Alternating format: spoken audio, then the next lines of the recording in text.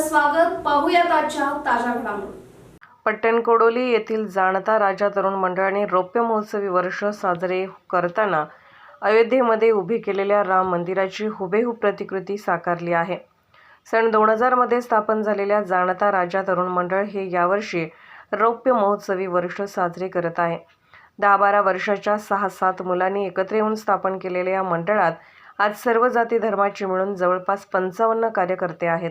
मंडळ दरवर्षी सामाजिक बांधिलकी जपत रक्तदान शिबिर, आरोग्य शिबिर, कोरोना काळात लोकांना साहित्याचे वाटप, नेत्र शिबिर, वृक्षारोपण असे विविध उपक्रम राबवले आहेत. त्यांच्या या कार्याची दखल घेऊन हुपरी पोलीस स्टेशनकडून त्यांना सन 2021चा गणराया अवॉर्ड देण्यात आला होता.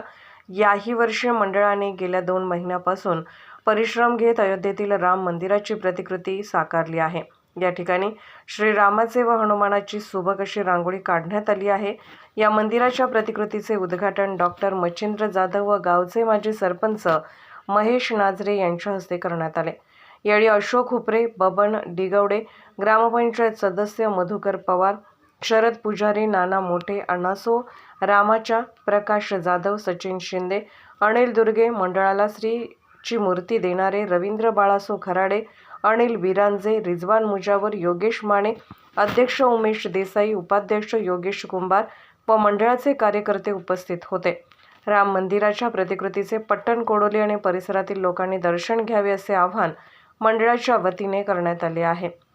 SB न्यूजसाठी पट्टणकोडोलीहून सौरभ बिरांजे. राजकीय, सामाजिक, आर्थिक असा सर्व घडामोडींचा आढावा पाहायला विसरू नका SB न्यूज चॅनल आणि नक्कीच सबस्क्राईब करा.